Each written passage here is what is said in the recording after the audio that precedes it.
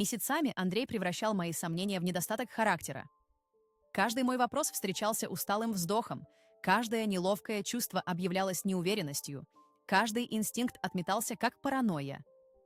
Он произносил это слово так часто, что оно начало эхом отзываться в моих собственных мыслях. Параноик. Как будто недоверие выросло во мне без причины, как будто любовь просто истекла в моей голове, а не в его поступках. Наша квартира на Кутузовском проспекте изменилась за это время. Воздух стал разреженнее, разговоры короче, тишина длиннее. Он охранял свой телефон как вторую кожу, переворачивал его экраном вниз на каждой поверхности, улыбался уведомлениям, которые никогда не включали меня. Я наблюдала, как он отдаляется все дальше, спокойно и убедительно настаивая, что все в порядке. Газлайтинг тих именно так, он не кричит, он стирает. Помню, как в один из февральских вечеров я готовила его любимый борщ. Морозило так, что окна покрылись узорами изнутри, а я стояла у плиты, помешивая кастрюлю, и думала о том, когда именно я перестала быть собой. Андрей сидел в гостиной с ноутбуком, но я чувствовала его отсутствие острее, чем если бы он уехал в командировку. Мы жили под одной крышей, но в параллельных мирах. Я пыталась стать меньше, тише, сговорчивее. Винила свое прошлое, свое воображение, свои страхи. Моя мама когда-то говорила мне, что женщина должна уметь прощать, что терпение — это сила. Но что делать, когда терпение превращается в самообман? Я перебирала в памяти наши 8 лет брака, пытаясь найти момент, когда что-то сломалось. Может быть, это было после того, как его повысили в компании. Или когда мы переехали в эту новую квартиру, которую он выбрал сам, не спросив моего мнения. Тем не менее, что-то внутри меня отказывалось умирать. Давление за ребрами, уверенность без доказательств.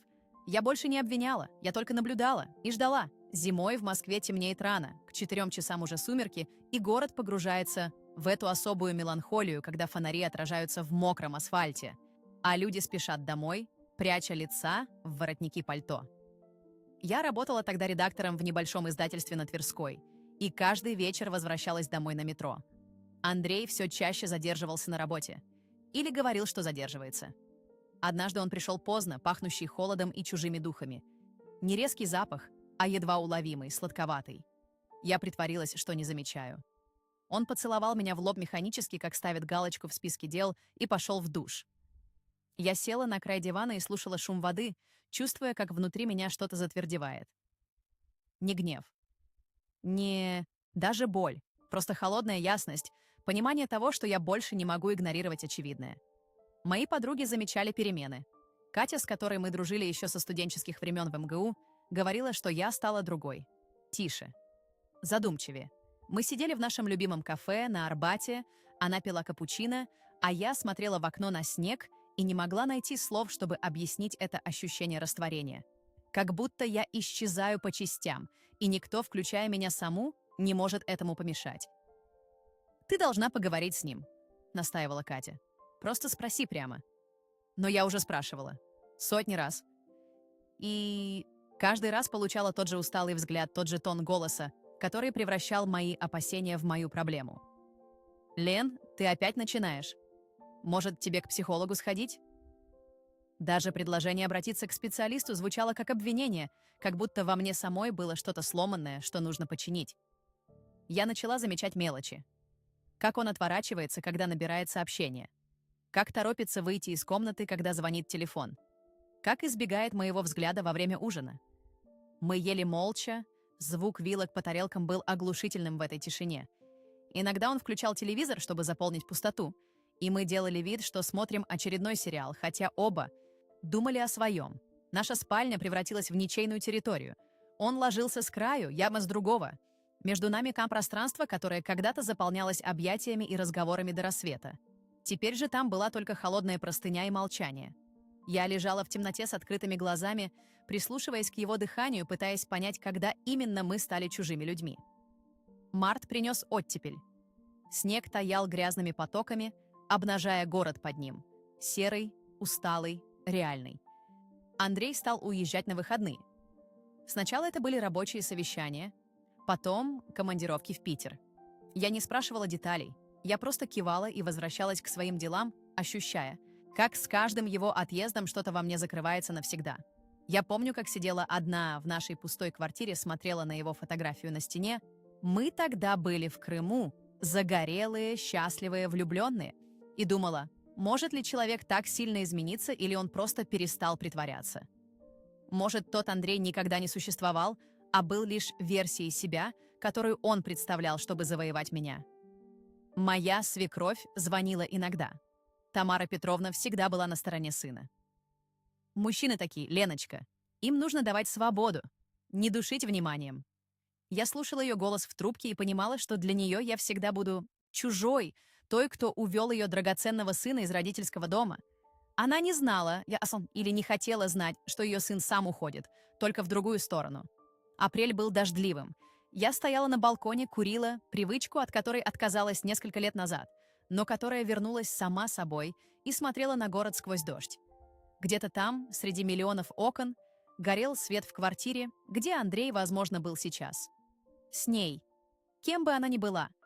Я не знала ее имени, не видела ее лица, но ощущала ее присутствие в нашей жизни острее, чем свое собственное. Я перестала красить губы по утрам, перестала выбирать красивое белье, перестала ждать, когда он заметит новую прическу. Я просто существовала рядом с ним как мебель, как часть интерьера, которую давно перестали замечать. И самое страшное, я начала привыкать к этому состоянию.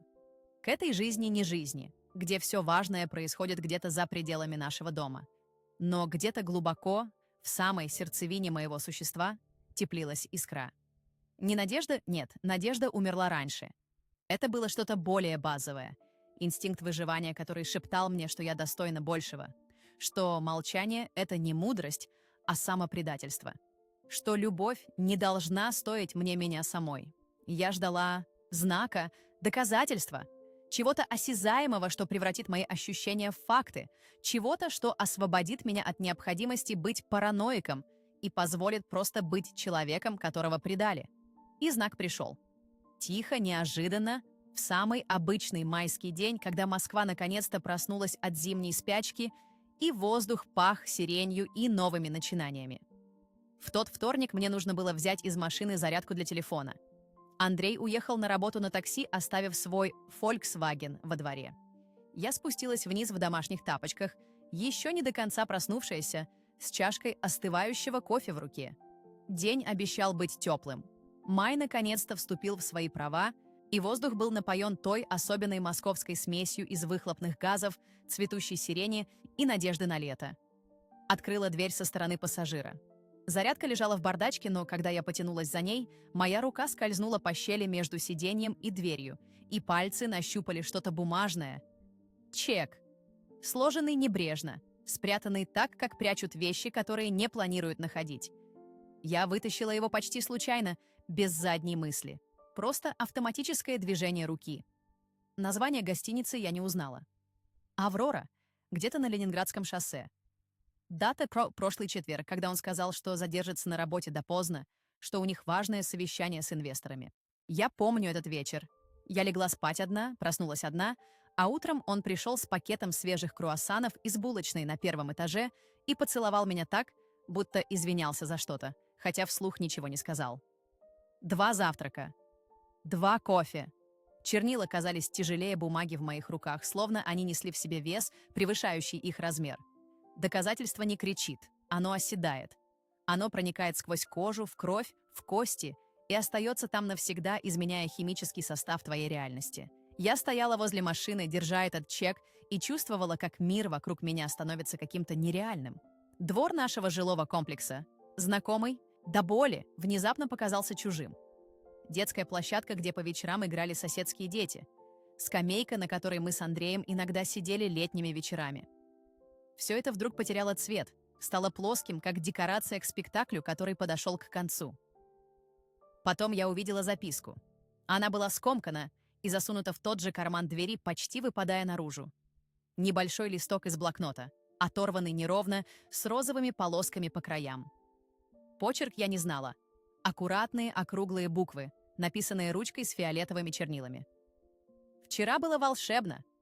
Жду не дождусь следующего раза. Т. Не романтично. Не длинно. Просто достаточно. Т. Татьяна, Тамара, Таня. Имя не имело значения. Значение имело то, что она существовала, что она была реальной, осязаемой, что у нее был почерк и привычка рвать листки из блокнота, и что Андрей хранил эту записку, не выбросил ее, а значит, что-то в ней было для него ценным. Я сунула руку глубже в карман двери, не понимая зачем, просто продолжая это археологическое исследование нашего мертвого брака. И нашла источник. Флакон духов. Маленький, дорожный, Channel Chance. Не мой. Сладкий, целеустремленный, интимный. Я открыла его и вдохнула, и этот запах переписал каждый разговор, который у нас был за последние месяцы. Это были они. Духи, которые я чувствовала на нем в тот февральский вечер. Духи, которыми пахла его рубашка, когда я стирала ее в марте. Духи, которые витали в машине последние недели, слабым, но настойчивым облаком, которое я пыталась убедить себя игнорировать. Теперь я держала источник в руке, и он прожигал мою ладонь, как угли. Я села прямо там, на водительском сиденье его машины, все еще в домашних тапочках, все еще с чашкой кофе в другой руке, и смотрела на эту троицу доказательств. Чек. Записка. Духи. Святая троица измены. Странно, но я не плакала. Слезы застыли где-то внутри, превратились в лед. Что-то более холодное заменило боль, ясность. Момент, когда замешательство умирает, а истина стоит перед тобой обнаженной. Я вспомнила все его объяснения. Это просто коллега. Мы обсуждали проект. Ты слишком остро реагируешь. У меня действительно было совещание. Почему ты мне не доверяешь? Каждая фраза теперь переводилась на язык правды, и перевод был жесток в своей простоте. Ложь. Ложь. Ложь. Ложь. Моя подруга Катя однажды сказала мне, что самое страшное в измене не сам факт, а то, как она заставляет тебя пересмотреть все прошлое. Каждый поцелуй становится под сомнением. Каждое «я люблю тебя» превращается в вопрос. Каждое совместное воспоминание окрашивается в цвета сомнения. Я сидела в этой машине и наблюдала, как наши 8 лет брака рушатся задним числом, как рассыпается стена, если вытащить ключевой кирпич. Мой телефон завибрировал. Сообщение от него. «Забыл документы дома. Можешь привезти в офис?» Такое обыденное, такое привычное. Я посмотрела на экран и почувствовала прилив чего-то нового. Не ярости, не желания конфронтации. Просто холодного, расчетливого спокойствия. Я написала: конечно, милый. Сейчас соберусь и приеду». Я поднялась обратно в квартиру, держа эти 3 предмета в руках, как будто они были святыми реликвиями. Положила их на кухонный стол и долго смотрела на них.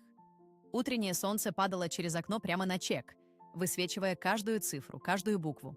2300 рублей за номер, 850 за завтраки. Можно ли измерить предательство в рублях? Я заварила себе новую чашку кофе, села за стол, выкурила сигарету прямо на кухне, чего никогда раньше не делала. Пепел падал в блюдце, и я наблюдала за ним с отстраненным интересом, как будто это была не моя жизнь, не моя боль, не мое открытие. Как будто я смотрела кино о ком-то другом, о какой-то несчастной женщине, которая обнаружила, что последние месяцы ее жизни были тщательно срежиссированной ложью. Потом я сделала то, что никогда не думала, что смогу. Я сфотографировала чек, сфотографировала записку, сфотографировала флакон духов, сохранила все в отдельной папке в телефоне. Не для него, для себя. Потому что я знала, через час, через день, через неделю он попытается убедить меня, что я ничего не видела, что я неправильно поняла, что у всего есть невинное объяснение. И мне понадобятся эти фотографии, чтобы напомнить себе, что я не сумасшедшая. Я отнесла оригиналы в спальню и спрятала в моей коробке с документами, той, к которой он никогда не прикасался. Вместе с моим паспортом, свидетельством о браке, дипломом университета, доказательство моей жизни. Теперь еще и доказательство ее конца. Когда я пришла в офис Андрея с его документами, я была спокойна. Безупречно спокойна. Он вышел встречать меня в холл, поцеловал в щеку, взял папку с бумагами. «Спасибо, солнце. Ты спасла меня». Я улыбнулась. Кивнула. Сказала что-то о том, что вечером приготовлю его любимую пасту. Он улыбнулся в ответ, и в этой улыбке не было ни тени вины, ни намека на осознание того, что утром я разгребала обломки нашего брака в его машине. На обратном пути я ехала в метро и смотрела на людей вокруг. Все эти лица, усталые, сосредоточенные, погруженные в свои телефоны и мысли. Сколько из них живут в таких же ложных реальностях? Сколько жен и мужей возвращаются домой, не зная, что их жизнь — это театр одного актера? Я вышла на Кутузовской и шла к дому медленно, вдыхая весенний воздух, чувствуя на лице солнце, и впервые за много месяцев ощущая что-то похожее на власть над собственной судьбой. С того момента я перестала быть женщиной, умоляющей поверить ей. Я стала женщиной, которая знает, и это знание изменило все. В ту ночь я вела себя нормально, слушала, кивала, позволяла ему рассказывать о своем дне с легкостью человека, который верил, что он в безопасности. Внутри меня что-то перестроилось. Страх ушел первым, потом надежда. Что осталось? Решимость. Я выбрала молчание не из слабости, а из контроля. Наблюдала, как комфортно ему в его лжи, как уверенно он населяет версию реальности, которую построил для меня. Тогда я поняла, что конфронтация даст ему сцену. Отговорки, отрицания, извинения, сформированные для выживания. Вместо этого я отметила дату. Тихо, аккуратно, обвела ее в уме и позволила ей созреть. Эта дата стала моим якорем. Каждое утро после этого я просыпалась, зная то, чего не знал он. Власть вернулась в мое тело едва заметными способами. Прямее осанка, ровнее дыхание, острее взгляд. Прошла неделя. Андрей ничего не заметил. Он продолжал жить, как жил, приходил домой, ужинал, смотрел телевизор, ложился спать. Иногда пытался заняться со мной любовью, и я позволяла, потому что отказ вызвал бы вопросы. Я лежала под ним и смотрела в потолок, считая трещины в штукатурке, думая о том, как странно чувствовать себя проституткой в собственной постели. Он целовал мою шею, и я ощущала запах тех духов, въевшийся так глубоко, что казалось, он стал частью его ДНК. Я начала замечать детали, которые раньше пропускала. Как он принимает душ сразу после работы, даже если не вспотел. Как стирает рубашки сам, чего никогда раньше не делал. Как покупает жевательную резинку, хотя раньше терпеть ее не мог. Маленькие ритуалы сокрытия такие очевидные теперь, когда я знала, что искать. Моя коллега Ирина спросила однажды за обедом, все ли у меня в порядке. Мы сидели в маленьком кафе возле издательства, она ела салат, а я размешивала суп, не поднося ложку ко рту. «Ты какая-то другая», — сказала она. Не знаю, как объяснить. Холоднее, что ли? Я улыбнулась и солгала. Просто устала. Много работы. Но она была права. Я становилась холоднее. О, это был не тот холод смерти, а холод льда. Твердого, сформированного, несгибаемого. Во мне застывало что-то, что больше никогда не растает. И это было хорошо, это было необходимо. Я выбрала дату с холодной расчетливостью. 29 июня. День его рождения. Не из мести. Я не была заинтересована в драме. Просто потому, что это было справедливо. Он отпраздновал бы свой праздник, получил бы подарки от друзей и семьи, почувствовал бы себя любимым и важным. А потом, когда день подойдет к концу, когда торт будет съеден и гости разойдутся, я дам ему его настоящий подарок. Правду. Дни тянулись медленно, но я не спешила. Я использовала это время мудро. Каждый день узнавала что-то новое, собирала кусочки пазла, который складывался в картину его двойной жизни. Например, я узнала, что по средам он уходит с работы раньше. Официально на спортзал. Но абонемент в спортзал истек 3 месяца назад, я проверила. Значит, среды — это их день. Я следила за его телефоном не навязчиво, не отчаянно, а методично. Запоминала паттерны. Он больше всего отлучался в ванную с телефоном около 10 вечера. Значит, они переписывались перед сном. Он чаще улыбался экрану по воскресеньям утром. Значит, она скучала по нему на выходных, когда он был со мной. Самое странное, я не чувствовала боли в эти моменты наблюдения. Только любопытство ученого, изучающего редкий вид лжецов. Как он это делает? Как переключается между двумя мирами так легко? Есть ли в его голове 2 отдельные комнаты, или он просто настолько хорош в раздвоении личности, что даже сам верит своим историям? Однажды вечером, когда он принимал душ, его телефон завибрировал на кухонном столе. Сообщение от Тимура. Я знала, что никакого Тимура среди его друзей нет. Это был ее номер, сохраненный под мужским именем. Классический ход. Я не открывала сообщение, не хотела, чтобы он увидел, что оно прочитано. Просто посмотрела на превью. «Скучаю. Когда увидимся?» Я положила телефон обратно точно в то же положение, в каком он лежал. Вернулась к своей книге. Когда Андрей вышел из душа, я подняла глаза и улыбнулась ему. Он улыбнулся в ответ, взял телефон, посмотрел экран, и я видела, как что-то промелькнуло в его глазах. Удовольствие, предвкушение, вина. Все вместе, одним быстрым взглядом. Потом он повернулся ко мне и спросил, «Не хочу ли я чаю?» «С удовольствием», — ответила я. Мы пили чай на кухне, и он рассказывал мне о каком-то новом проекте на работе. Я слушала, задавала вопросы, смеялась в нужных местах. Я была идеальной женой. Той, которой он хотел, чтобы я была. Тихой, поддерживающей, не задающей неудобных вопросов. И я могла видеть облегчение в его глазах, удовлетворение. Он думал, что кризис миновал, что я снова поверила, что все хорошо. Глупец. Я продолжала готовить его любимые блюда. Гладила его рубашки. Спрашивала, как прошел его день. Делала все то, что делала последние 8 лет. Но теперь каждое действие было актом, спектаклем одной актрисы, которая знала, что пьеса скоро закончится, но решила доиграть ее до конца профессионально. Ночами, когда он спал, я лежала рядом и планировала. Не месть, я уже поняла, что месть — это трата энергии на человека, который ее не заслуживает. Я планировала свободу, свой уход, свою новую жизнь, в которой не будет места лжи и газлайтингу. Я позвонила адвокату, старому другу моего отца, которому доверяла. Проконсультировалась насчет развода, раздела имущества. Квартира была куплена до брака, на его деньги, так что претендовать на нее я не могла. Но это не имело значения. Я не хотела ничего из этой жизни. Я хотела только себя. Чистый лист. Новое начало. «У вас есть доказательства измены?» — спросил адвокат. «Да», — ответила я. «Есть». Он кивнул, удовлетворенный. «Хорошо. Это упростит процесс». Процесс. Как будто конец брака — это просто серия формальностей, документов, подписей. Может, так оно и есть. Может, любовь заканчивается задолго до того, как ее похороны оформляются юридически. Я начала незаметно выносить из квартиры свои вещи. Не все сразу, он бы заметил. Просто по несколько вещей за раз. Книги, которые были мне дороги. Фотографии из моего детства. Украшения, подаренные мне мамой и бабушкой. Я относила все это Кате, и она складировала в своей квартире, не задавая лишних вопросов. Она знала. Она всегда знала.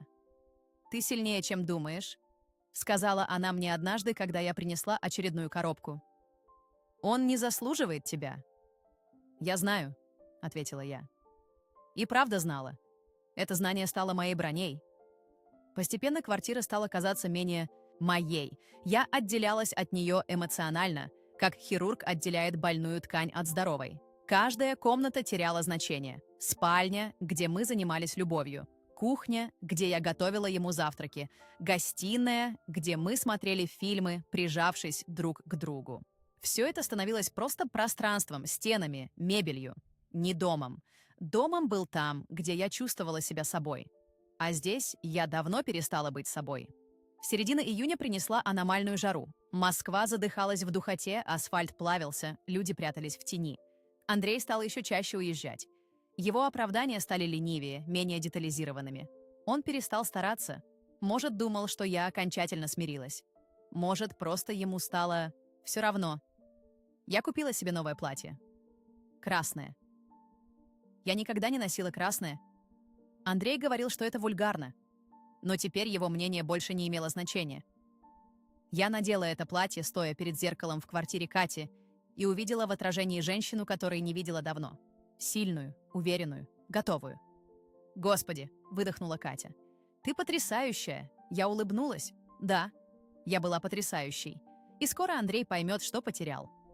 29 июня приближалось с неизбежностью восхода солнца. Я просыпалась каждое утро с обратным отсчетом в голове. 15 дней. 10 дней. Неделя. 3 дня. Мое спокойствие крепло с каждым днем. Я больше не нервничала. Не злилась, не грустила. Я просто была. Холодное, ясное, неуязвимое. Eu não planejava vingança em chamas ou caos. Planejava um final. Organizava documentos, copiava arquivos, separava finanças com precisão. Aprendi como partir sem pedir permissão ou anunciar dor. Enquanto ele acreditava que eu ainda duvidava de mim mesma, eu estava me reconstruindo. A conta bancária foi o primeiro passo prático. Tínhamos conta conjunta, claro, mas eu também tinha a minha antiga da época de solteira que nunca fechei. Comecei a transferir pequenas quantias toda semana. Nada que ele notasse. 100, $200 de cada vez. Dinheiro que eu economizava do meu salário no editorial, das traduções freelance que fazia nas noites, quando ele achava que eu estava apenas lendo. Minha mãe ligou em uma dessas noites. Ela morava em Tever e eu não a visitava há meses. Andrei sempre tinha uma desculpa para não irmos. Muito trabalho, muito cansaço, muitos compromissos. Agora eu entendia. Ele precisava dos fins de semana livres. Para ela. Como estão as coisas, docinha? Perguntou mamãe. E havia aquela preocupação maternal na voz dela que sempre conseguia me desmontar. Está tudo bem, mãe. Menti eu, como tinha mentido. Tantas vezes nos últimos meses. Quando vocês vêm me visitar? Já faz tanto tempo. Em breve, eu prometi, sabendo que quando fosse, seria sozinha. E que teria que explicar, que teria que ver a decepção nos olhos dela, porque para a geração dela, divórcio ainda era sinônimo de fracasso. Mas isso era problema para depois. Comecei a repassar nossa história, não com nostalgia, mas com honestidade. Assisti nosso álbum de casamento uma noite quando ele estava em outra de suas reuniões tardias. Sentei na cama com o laptop, um copo de vinho tinto ao lado e cliquei nas fotos uma a uma. A cerimônia tinha sido linda. Igreja pequena perto do Kremlin, neve leve caindo, meu vestido branco contrastando com o cinza do inverno moscovita. Andrei sorria naquelas fotos. Eu também. Éramos felizes? Ou eu simplesmente queria tanto acreditar que era feliz que convenci a mim mesma? Vi o momento em que ele colocou a aliança no meu dedo. Vi o beijo. Vi a primeira dança. Vi nossos amigos e família sorrindo, brindando, celebrando. E me perguntei, em qual momento entre aquele dia e este ele decidiu que eu não era suficiente? Ou eu nunca fui, e ele simplesmente precisava de alguém estável, confiável, enquanto procurava por algo mais excitante do lado de fora? Vi os momentos onde o amor se transformou em conveniência, onde meu silêncio se tornou útil para ele. Nosso terceiro aniversário de casamento, quando ele me deu um colar de pérolas que eu nunca usei porque não era meu estilo, mas ele insistiu que ficava elegante. Ele não comprou para mim. Comprou para a mulher que ele queria que eu fosse.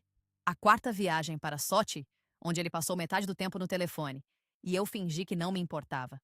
A quinta vez que ele esqueceu meu aniversário, e eu disse que não era importante quando na verdade doeu tanto que chorei no banheiro do trabalho no dia seguinte. Compreensão substituiu saudade. Eu parei de sentir falta do homem que ele fingia ser. Porque aquele homem nunca existiu. Era uma projeção, uma performance, um papel que ele interpretava quando conveniente. O homem real era aquele que mentia, traía, manipulava. E esse homem eu não queria. Fiz uma lista em um caderno velho, escondido no fundo da gaveta da minha escrivaninha no trabalho. Não uma lista de reclamações. Uma lista de ações. Coisas que precisava fazer antes de partir. 1. Transferir mais dinheiro para a conta pessoal. Copiar documentos importantes, passaportes, certidões, contratos. 3. Fazer cópias das chaves da casa de Kátia. 4. Consultar advogado sobre proteção de direitos. 5. Encontrar apartamento para alugar. 6. Informar trabalho sobre possível ausência. 7. Preparar discurso. Curto, claro, definitivo. 8. Comprar passagem de trem para Tever, depois. 9. Decidir o que levar, o que deixar. 10. Não vacilar. O último item sublinhei 3 vezes. Não vacilar. Porque eu me conhecia. Conhecia a minha tendência a perdoar, a dar mais chances, a acreditar no melhor das pessoas. Mas essa versão de mim estava morrendo. Tinha que morrer. Para que a nova Lena pudesse nascer. Encontrei um apartamento através de um anúncio online. Estúdio pequeno em Krasnogorsk, nos arredores de Moscou. longe o suficiente para recomeçar, perto o suficiente para não perder meu trabalho. A senhoria era uma mulher mais velha, viúva, que me lembrou minha avó. Ela não fez muitas perguntas quando eu disse que estava saindo de um relacionamento difícil. Apenas assentiu como se entendesse mais do que eu disse. Primeiro e último mês adiantado, disse ela.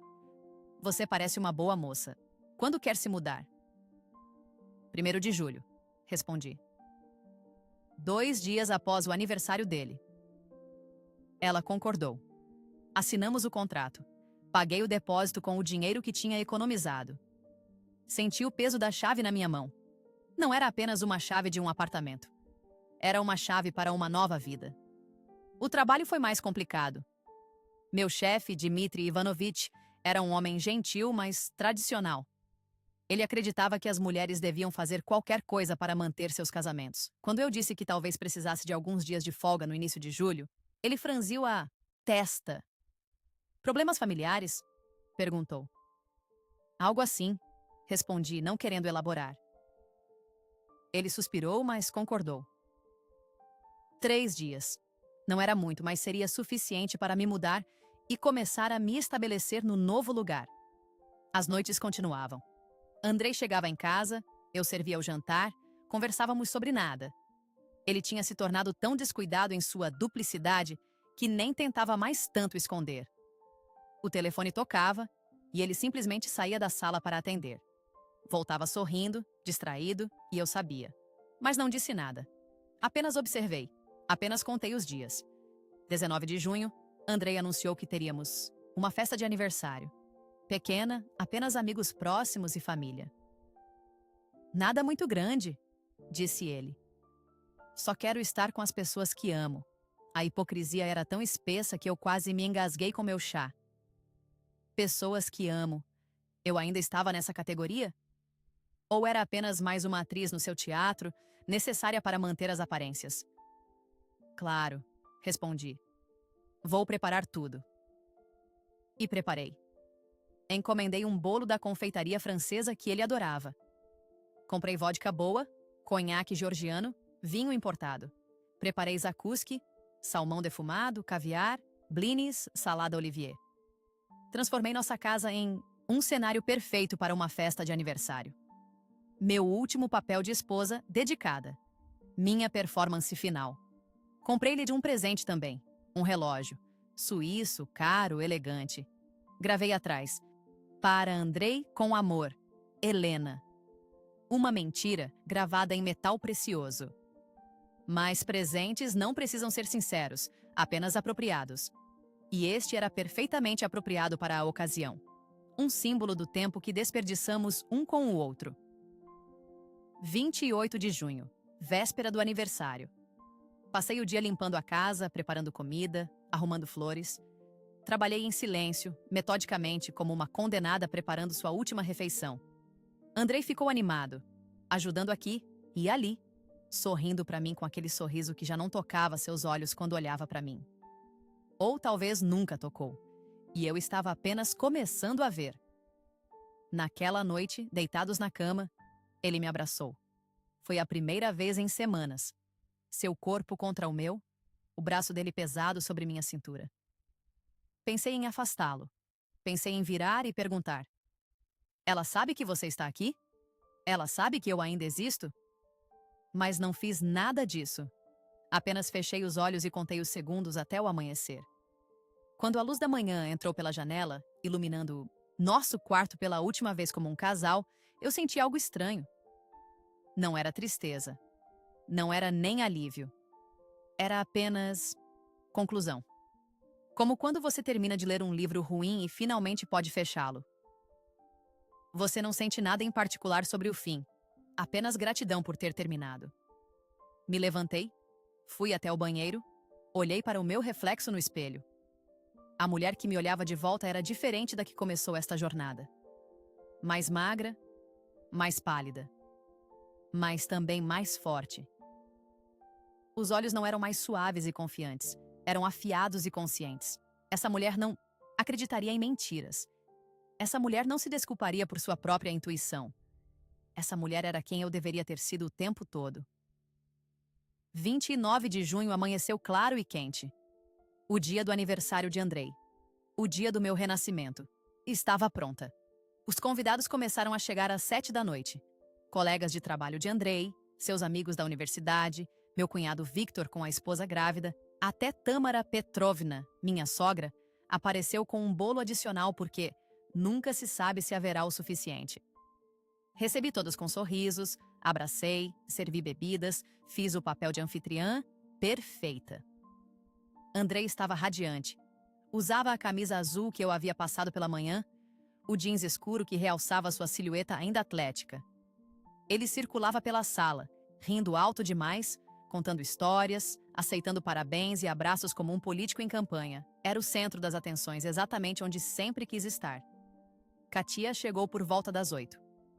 Ela me abraçou forte demais, sussurrando no meu ouvido. Você tem certeza? Apenas assenti. Ela apertou minha mão e se afastou, pegando uma taça de vinho, posicionando-se estrategicamente perto da porta. Minha testemunha, minha amiga, minha âncora nesta última tempestade. A festa fluiu.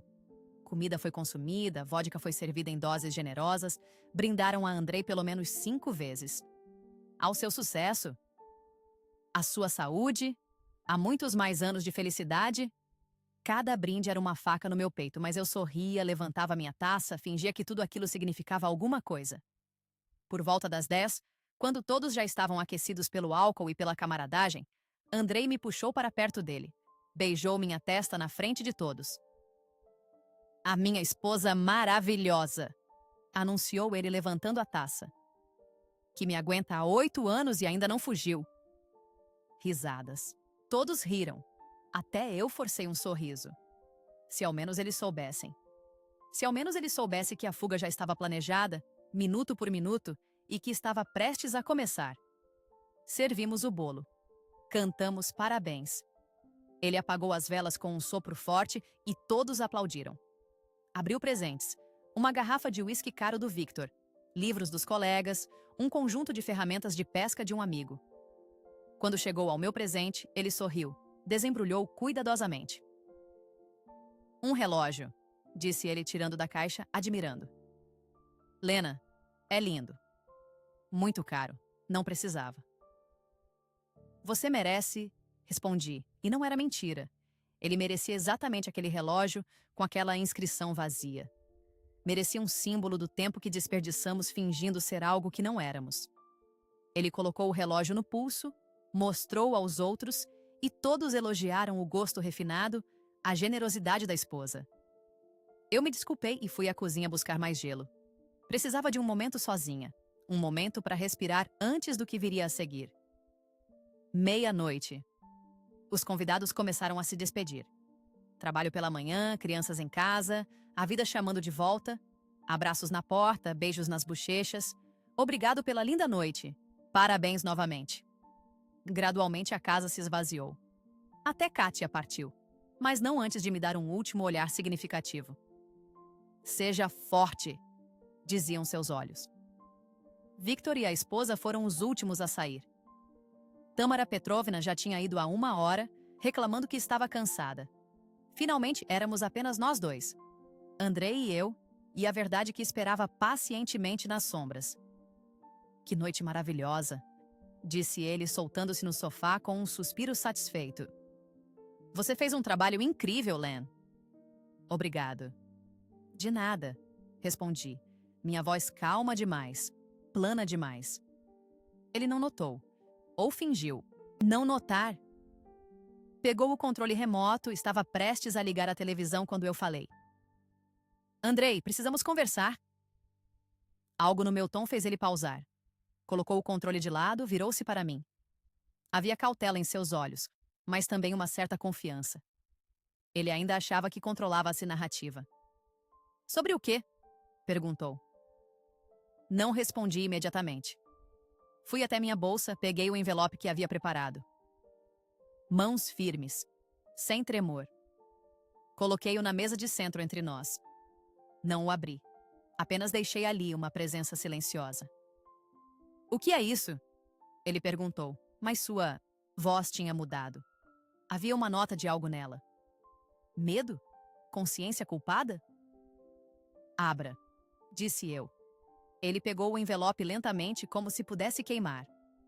Abriu, tirou o conteúdo. O recibo do hotel agora plastificado. A nota com sua caligrafia redonda e roxa. Uma foto impressa do frasco de perfume Chanel Chance. Dispostos como evidências em um tribunal. Porque era isso. Um tribunal. E ele era o réu. Vi seu rosto mudar. Primeiro confusão. Genuína confusão por um segundo, como se ele tivesse esquecido suas próprias mentiras. Depois, reconhecimento. A memória voltando, peça por peça. Então, medo. O puro e simples medo de ser pego. Não culpa. Notei isso. Não culpa primeiro, mas medo. Medo da consequência. Não arrependimento pelo ato. Lena, começou ele. E sua voz era de alguém procurando por palavras, por desculpas, por qualquer coisa que pudesse reconstruir o castelo de cartas que acabava de desmoronar. Não, eu o interrompi. Minha voz não era alta. Não era estridente. Era apenas firme. Final. Não diga nada. Mas eu posso explicar. Explicar o quê, Andrei? Olhei para ele diretamente nos olhos. Que o recibo de hotel é uma coincidência? Que a nota não significa nada? Que o perfume na sua roupa, no seu carro, na sua pele há meses é imaginação minha? Ele abriu a boca. Fechou. Abriu de novo. Parecia um peixe fora d'água, buscando por oxigênio que não existia mais. Você me fez pensar que eu era louca, continuei. E agora havia algo frio na minha voz. Algo que tinha se solidificado durante todos estes meses de gaslighting. Meses, Andrei. Meses de me dizer que eu era paranoica, insegura, que o problema era meu. Quantas vezes você usou essa palavra? Paranoica. Como se meus instintos, minha intuição, meu senso básico de realidade fossem todos falhos. Eu não quis. Não quis o quê? Não quis me trair? Porque claramente quis. Não quis mentir? Porque mentiu. Todos os dias. Toda santa vez que eu perguntava onde você estava, o que estava fazendo, por que chegava tarde. Mentiras. Todas. Ele tentou se levantar, se aproximar de mim. Eu dei um passo para trás. Não queria seu toque, não agora. Nunca mais. Quem é ela? Perguntei. Tatiana? Tânia? Tamara? Ele parou. Por um momento pensei que não responderia. Então, Tatiana, sussurrou. Do trabalho. Claro, do trabalho. A história clássica. A colega de trabalho que entendia suas frustrações, suas ambições, que estava lá nas horas extras, nas viagens de negócios. A que compartilhava seu mundo de uma forma que a esposa em casa não compartilhava. Previsível. Patético. Há quanto tempo? Perguntei, embora parte de mim não quisesse saber. 6 meses, admitiu ele. Depois, rapidamente. Mas não significa nada. Foi um erro, Lena, um erro estúpido que... 6 meses não é um erro, cortei. Um erro é um beijo bêbado. Um momento de fraqueza. 6 meses é uma escolha. Centenas de escolhas. Todas as manhãs você acordava e escolhia continuar mentindo. Todas as noites você voltava para casa e escolhia fingir que tudo estava normal. Lágrimas começaram a escorrer pelo rosto dele. Não sabia que ele conseguia chorar. Em 8 anos, nunca o tinha visto chorar. Nem quando seu pai morreu. Nem em nosso casamento. Mas agora, pego, exposto, ele chorava. Eu te amo, disse ele. E era quase risível. Eu te amo, Lena. Por favor, podemos consertar isso. Você não me ama, respondi. E minha voz era tão calma que assustou até a mim mesma. Talvez uma vez amou. Ou talvez apenas amou a ideia de mim. A esposa estável, a que cozinhava seus jantares e passava suas camisas e não fazia perguntas difíceis. Mas me amar? Amar de verdade? Não, você não faz isso com alguém que ama. Foi um erro, ele insistiu, sua voz subindo agora. Desesperação clara. Podemos ir para a terapia de casal. Podemos trabalhar nisso. Eu termino com ela. Prometo. Nunca mais vou vê-la. Chega, eu disse, e dessa vez minha voz tinha um limite, uma linha que não podia ser cruzada. Chega de mentiras, Andrei. Chega de promessas vazias. Chega. Silêncio desceu sobre a sala. O relógio na parede tic-toc ticava, marcando segundos que pareciam eternidades. Andrei estava sentado no sofá agora, cabeça nas mãos, ombros tremendo.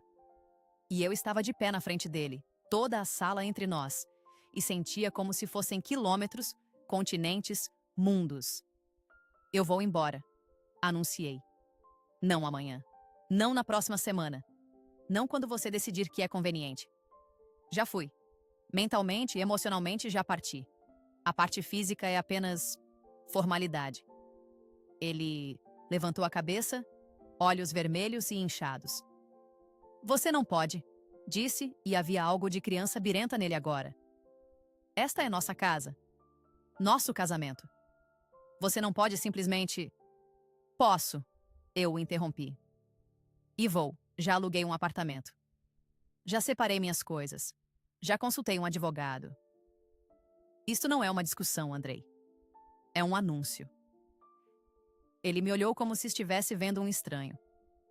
E talvez estivesse. A Lena que ele conhecia, a que duvidava de si mesma, a que aceitava suas mentiras, a que desesperadamente queria acreditar que tudo ficaria bem. Essa Lena tinha morrido. A mulher à sua frente era diferente. Mais forte. Mais clara. Irrevogável. O que você quer? Ele perguntou finalmente. Dinheiro? A casa? O quê? Ri. Não pude evitar. Um riso curto, amargo. Quero minha dignidade de volta. Respondi. Quero dormir à noite sem me perguntar onde você está. Quero confiar em alguém novamente, começando por mim mesma. Quero uma vida onde a verdade é a verdade. Não algo que preciso questionar todos os dias. Caminhei até a porta do quarto. Parei. Virei-me para olhá-lo uma última vez como meu marido. Feliz aniversário, Andrei, disse. Espero que tenha sido especial. Porque foi o último que passaremos juntos. Entrei no quarto e fechei a porta. Ouvi um soluço do lado de fora. Depois, silêncio. Depois, a porta da frente se abrindo e fechando. Ele tinha saído. Provavelmente para ela. Para conforto. Para o que quer que ela representasse para ele. Sentei na beirada da cama, olhando para a bagagem que já estava semi-arrumada no closet, e senti algo surpreendente. Leveza. Como se uma tonelada de peso tivesse sido retirada dos meus ombros. Ar entrou nos meus pulmões mais facilmente. Meu coração batia mais devagar, mais constante. Pela primeira vez em meses, senti paz. Partir não pareceu perda. Pareceu gravidade sendo levantada. Respirei mais profundamente em espaços que eram apenas meus. Dormi sem tensão. Reaprendi o som dos meus próprios pensamentos sem a voz dele distorcendo-os. 1º de julho amanheceu com chuva leve. Moscou cheirava a terra molhada e novos começos.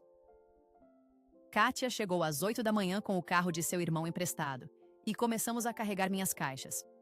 Não eram muitas. Eu tinha sido metódica nas últimas semanas, levando aos poucos o que realmente importava. Roupas, livros, alguns pratos e panelas, a máquina de café que minha avó me deu quando me casei. Objetos práticos. Memórias seletivas. Andrei não estava em casa. Ele tinha voltado na noite anterior, tarde, bêbado, dormiu no sofá.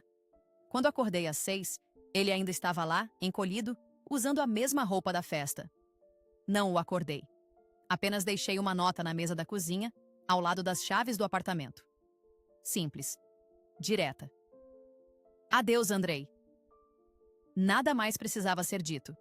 Tudo já tinha sido dito na noite do aniversário. O resto era apenas papelada, formalidades legais, a burocracia da desmontagem de uma vida compartilhada. O estúdio em Krasnogorsk era pequeno, mas tinha janelas grandes que deixavam entrar muita luz. Um espaço aberto com cozinha minúscula, área de estar que poderia dobrar como quarto, banheiro com azulejos azuis. Não era luxuoso. Não era o apartamento espaçoso na Kutuzovsky. Mas era meu. Cada centímetro quadrado era meu. Kátia me ajudou a descarregar, a organizar. Montamos a pequena cama, arrumamos a louça, penduramos algumas roupas. Trabalhamos em silêncio na maior parte do tempo. O tipo de silêncio confortável entre amigas que se entendem sem palavras. Quando terminamos, já era meio-dia. Café? Ofereci. Com vodka. Ela respondeu sorrindo. Rimos. Sentamos no chão porque ainda não tinha comprado cadeiras encostadas na parede, com xícaras de café aguado e doses generosas de vodka barata que ela tinha trazido. Pela janela podíamos ver a rua lá embaixo, pessoas caminhando com guarda-chuvas, a vida continuando como sempre. Como você se sente? Kátia perguntou. Pensei na pergunta. Realmente pensei. Como eu me sentia? Triste? Aliviada? Com raiva? Era uma mistura complexa, todas essas emoções coexistindo desconfortavelmente no meu peito. Livre, respondi finalmente. Pela primeira vez em muito tempo me sinto livre. Ela assentiu como se entendesse perfeitamente. Você sabe que ele vai tentar voltar, certo? Disse ela. Eles sempre fazem. Quando a novidade com a outra passar, quando perceber o que perdeu, ele vai aparecer com flores e desculpas e promessas. Eu sei, respondi. E quando vier, a porta estará fechada. Meu telefone tinha tocado durante a noite toda. 12 chamadas perdidas de Andrei. 27 mensagens, eu não tinha lido nenhuma. Não ia. Bloqueei o número pela manhã. Mudei minhas senhas de e-mail, redes sociais, tudo. Cortei cada linha de comunicação digital entre nós. Havia apenas o processo legal agora, e para isso eu tinha advogado. A primeira semana foi estranha. Acordar em um espaço diferente, com sons diferentes. Nenhum barulho dele no chuveiro pela manhã. Nenhuma conversa forçada no café da manhã. Apenas silêncio. E no início, esse silêncio parecia alto demais, pesado demais. Eu tinha passado 8 anos com outra pessoa constantemente presente, mesmo quando ele estava ausente emocionalmente. Agora, estava verdadeiramente sozinha. Mas, lentamente, aprendi a amar esse silêncio. Aprendi que não era vazio. Era cheio de possibilidades. Podia acordar quando quisesse, comer o que quisesse, assistir aos filmes que quisesse sem negociar, dormir diagonal na cama, deixar pratos na pia até amanhã se estivesse cansada. Pequenas liberdades que somavam algo maior. A cura não foi barulhenta ou imediata. Foi constante. Cada dia confiava um pouco mais em mim mesma. Honrei a mulher que notou, que esperou, que escolheu dignidade sobre desespero. Minha mãe ficou devastada quando contei. Fui visitá-la na segunda semana de julho, peguei o trem para Tever, sentei com ela na cozinha da casa onde cresci e expliquei. Não todos os detalhes. Alguns eu guardaria para sempre, mas o suficiente. Ela chorou. Depois ficou, com raiva. Depois aceitou. Você fez o certo, disse ela finalmente segurando minhas mãos. Eu teria ficado. Na minha época, mulheres ficavam. Mas você é mais forte do que fui. Não é sobre força, mãe, respondi. É sobre saber o que você merece. Voltei ao trabalho. Dmitry Ivanovich foi surpreendentemente compreensivo quando expliquei que estava me divorciando. Não fiz perguntas. Apenas assentiu e me disse para pegar o tempo que precisasse. Os colegas foram gentis, embora eu pudesse sentir a curiosidade deles, os cochichos atrás das costas. O marido da Lena a traiu. Ouvi que ele tinha outra há meses. Pobre Lena. Mas eu não me sentia pobre, não mais. Me sentia emergente. Como uma borboleta saindo do casulo, ainda frágil, ainda descobrindo suas asas, mas viva de uma forma nova. Agosto trouxe calor intenso. Moscou assava, o asfalto derretia, o metrô era um inferno superlotado. Mas no meu pequeno estúdio, com o ventilador girando e as janelas abertas, eu me sentia bem. Tinha começado a escrever. Não qualquer coisa profissional. Apenas um diário. Pensamentos, reflexões sobre tudo o que tinha acontecido. Uma forma de processar, de organizar o caos em narrativa. Escrevi sobre os sinais que perdi no início. Escrevi sobre o gaslighting, como ele me fez questionar minha própria sanidade. Escrevi sobre a descoberta, a frieza que desceu sobre mim, a clareza. Escrevi sobre a noite do aniversário. Cada palavra que foi dita, cada expressão no rosto dele. E escrevi sobre agora, sobre esta nova vida que estava construindo. Tijolo por tijolo.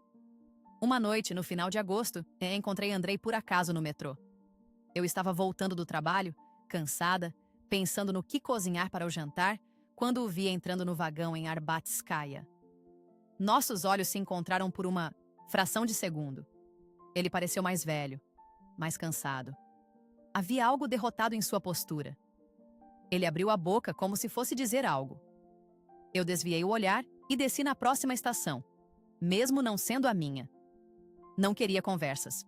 Não queria fechamentos adicionais. Tudo o que precisava dizer tinha sido dito. Tudo o que precisava sentir já tinha sido sentido. Ele era parte do passado agora, e eu estava firmemente enraizada no presente. Setembro trouxe mudança de estação. Folhas começaram a mudar de cor, o ar ficou mais fresco, Moscou se preparou para o outono. Fiz amizade com minha vizinha, uma estudante universitária chamada Masha que morava no apartamento ao lado. Tomávamos chá juntas às vezes, conversávamos sobre tudo e nada. Ela não sabia minha história completa, não precisava. Para ela, eu era apenas Lena, a editora quieta que morava sozinha e sempre tinha biscoitos bons. Comecei a sair mais. Kátia me arrastava para festas, exposições de arte, peças de teatro. No início, resistia. Não me sentia pronta para estar entre pessoas, para fingir alegria que não sentia completamente. Mas, gradualmente, comecei a genuinamente gostar. Lembrei que havia um mundo além do casamento, além da traição, além do divórcio. Um mundo cheio de arte e amizade e possibilidades. O processo de divórcio foi surpreendentemente rápido. Sem crianças, sem propriedade compartilhada para disputar, era basicamente papelada. Encontrei Andrei uma vez no escritório do advogado para assinar os documentos finais. Ele tentou conversar, tentou explicar de novo, mas eu o cortei gentilmente. Não importa mais, disse. Realmente não importa. E não importava. A raiva tinha evaporado. A dor tinha cicatrizado. O que restava era apenas indiferença. E indiferença, percebi, era o verdadeiro oposto do amor. Não ódio. Indiferença. 23 de setembro, o divórcio foi finalizado. Oficialmente, legalmente, não era mais Lena Romanova. Era apenas Lena Petrova de novo, o nome de solteira que tinha trocado 8 anos atrás por amor e promessas. Segurei a certidão de divórcio e não senti nada em particular. Nem tristeza, nem alegria. Apenas conclusão. Saí do edifício do tribunal, desci as escadas, parei na calçada. O dia estava lindo. Céu azul claro, sol de outono brilhando morno, brisa suave. Fechei os olhos e inspirei profundamente. Segurei o ar nos pulmões por alguns segundos. Depois exalei, devagar, deliberadamente, deixando sair todo o ar velho, todo o peso velho. Quando abri os olhos, algo tinha mudado. Não externamente. Moscou ainda era Moscou. As pessoas ainda corriam apressadas, o trânsito ainda buzinava. Mas dentro de mim, algo tinha finalmente se instalado no lugar. Paz. Verdadeira, profunda, inabalável paz. Peguei meu telefone, tirei uma selfie ali mesmo na calçada. Não estava perfeita. Cabelo despenteado pelo vento, sem maquiagem, olhos um pouco cansados, mas estava sorrindo. Um sorriso real, que alcançava meus olhos. Postei na minha página com uma legenda simples. Novo começo. Comentários começaram a aparecer. Amigas mandando corações e palavras de apoio. Kátia escreveu: Sempre soube que você era uma guerreira. Masha comentou: Linda, vamos celebrar. Até Irina do trabalho enviou uma mensagem: Você merece toda a felicidade do mundo. Caminhei para casa. Todo o caminho de Tverskaya até Krasnogorsk de metrô, depois os 15 minutos a pé até meu prédio. Passei pelo mercado e comprei ingredientes para fazer sopa de beterraba. Subi as escadas, o elevador estava quebrado de novo, destranquei minha porta, entrei no meu pequeno estúdio. Casa. Isso era casa agora. Não a espaçosa, mas vazia, com paredes cheias de fotos mentirosas. Isso. Este espaço pequeno, mas honesto, onde cada objeto tinha sido escolhido por mim, onde cada momento era genuíno, onde eu podia ser apenas eu, sem edição, sem performance. Cozinhei a sopa lentamente, saboreando o processo. Picar vegetais, refogar cebola, adicionar beterraba, observar a cor carmesim se espalhando pela panela. Música tocando baixo no fundo. Não mais as escolhas dele, mais as minhas. Jazz russo, suave e melancólico. Comi sozinha a pequena mesa que tinha comprado em um mercado de pulgas. Sopa quente, pão fresco com manteiga, chá forte com limão. Comida simples, mas cada mordida era minha, cada momento era meu. Depois do jantar, sentei perto da janela com meu caderno. Escrevi: hoje, oficialmente, me tornei uma mulher divorciada. E pela primeira vez em muito tempo sou apenas uma mulher. Não a esposa de alguém. Não vítima de alguém. Apenas Lena. E Lena é suficiente. Eu nunca fui paranoica. Fui perceptiva. E quando finalmente parti, não apenas abandonei um casamento, retornei a mim mesma. A mulher que sempre esteve lá, esperando pacientemente sob camadas de dúvida e manipulação, esperando o momento certo para emergir. Esse momento tinha chegado. E o futuro, desconhecido e intimidador como era, brilhava com possibilidade. Eu estava pronta para ele, pronta para mim mesma, finalmente completamente pronta.